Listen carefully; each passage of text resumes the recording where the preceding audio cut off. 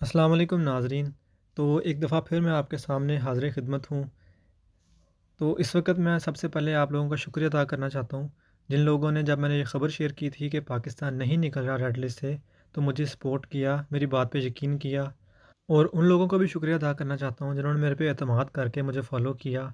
उनको लगा कि मैंने जो ख़बर शेयर की थी, वो सच्ची थी। तो अभी मैं आपके साथ पाकिस्तान, बांग्लादेश और नेपाल के बारे में इन्फॉर्मेशन शेयर करूँगा। और मैं आपके सामने कुछ हक़ाइक़ रखना चाहता हूँ, जिससे आपको समझ आ जाएगी कि पाकिस्तान को या जो दूसरी कंट्रीज़ थी, इनको क्यों नहीं निकाला गया। तो सबसे पहले मैं आपको ये बात क्लैरिफ़ाई करना चाहता हूँ कि जो यूके के एमपीज़ हैं, वो जितना मर्ज़ी ज़ोर लगा लें गवर्नमेंट पे, जो गवर्नमेंट है उनके कहने पे पाकिस्तान को कभी भी रिमूव नहीं करेगी। और उसके साथ ही जो लोग काफ़ी सारे ऐसे भी थे, जो ये कह रहे थे कि पिटीशन हो गई है साइन, अब वो उस पे बहस होगी और जो एमपीज़ हैं वो भी इन पे ज़ोर दे रहे हैं, तो अब निकल जाएगा।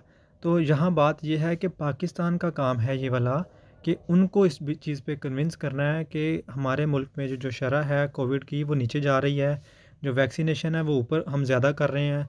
ये वजूहात हैं, ये पाकिस्तान की गवर्नमेंट को कन्विंस करना है उनको। जो यूके के एमपीज़ हैं वो तो यहाँ रहते हैं, तो उनके कहने पे वो कैसे निकाल सकते हैं? और ना ही वो इस चीज़ के रिस्पॉन्सिबल हैं कि पाकिस्तान के अंदर कोई अगर यहाँ पे शरह बढ़ जाती है और यहाँ पे लोग आ जाते हैं, तो वो उसके रिस्पॉन्सिबल नहीं हैं, जो यूके के एमपीज़ हैं। इस वजह से उन्होंने उन पे रिलाई नहीं करना गवर्नमेंट ने। जबकि जो पाकिस्तान की गवर्नमेंट है, यूके ने उनकी बात पे यकीन करना है, ना कि यूके के जो अपने एमपीज़ हैं उनकी बात पे। और जब मैं काफ़ी टाइम से ये कह रहा था कि यूके नहीं निकाल रहा पाकिस्तान को रेड लिस्ट से, तो काफ़ी सारे लोग थे जो मुझे बुरा भला कह रहे थे। मैं वो बात कर रहा था जो मैंने पढ़ी थी, जो मैंने रिसर्च की थी, मैंने आपके सामने वो चीज़ रख रहा था।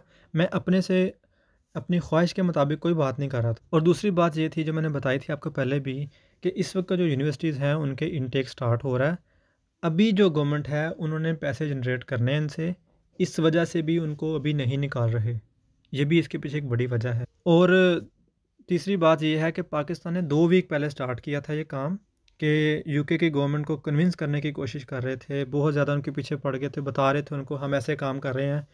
लेकिन ये काफ़ी नहीं था उनके लिए, क्योंकि जो गवर्नमेंट है वो 2 वीक की जो परफॉर्मेंस है पाकिस्तान की, उसके ऊपर फ़ैसला नहीं करेगी कभी भी।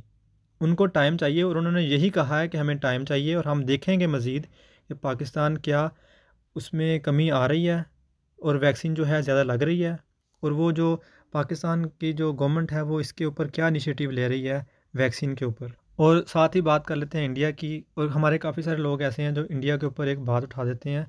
मैं आपको इस चीज़ को क्लियर कर देता हूँ कि जो इंडिया की गवर्नमेंट थी, वो जब से इंडिया को रेड लिस्ट में डाला गया था उसी वक़्त से ही वो यूके की गवर्नमेंट के पीछे पड़े हुए थे, मीटिंग्स कर रहे थे, उनको कन्विंस कर रहे थे इसकी बात के ऊपर कि हमारी जो है हम इस तरह से वैक्सीनेशन कर रहे हैं अपनी कंट्री में।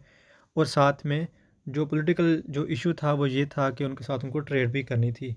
और साथ ही में मैं एक और बात बता दूं कि मैं 1 वीक पहले ये आपको बताऊंगा, कंफर्म करूंगा कि आया पाकिस्तान को जो नेक्स्ट रिव्यू होगा उसमें निकालेंगे या नहीं।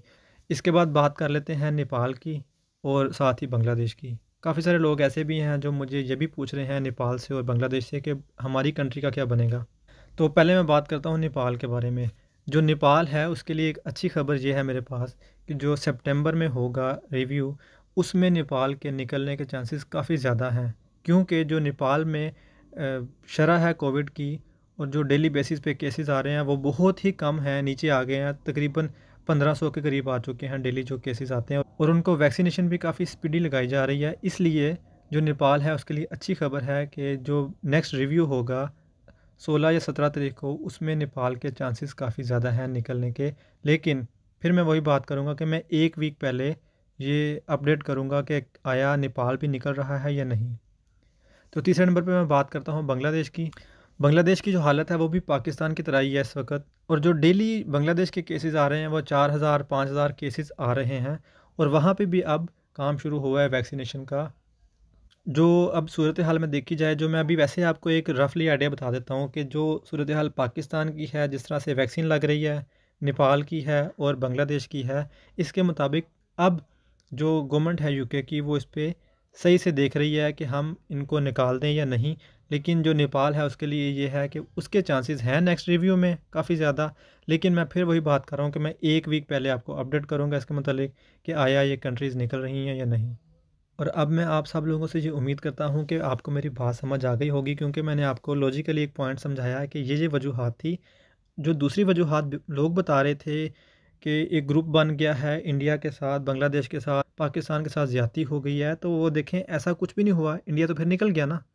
इसी के साथ अगर आप लोगों को कोई सवाल हो किसी किस्म का भी, तो आप मुझसे दोबारा पूछ सकते हैं, मैं आपको हेल्प कर दूँगा।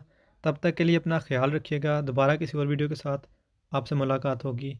अल्लाह हाफ़िज़।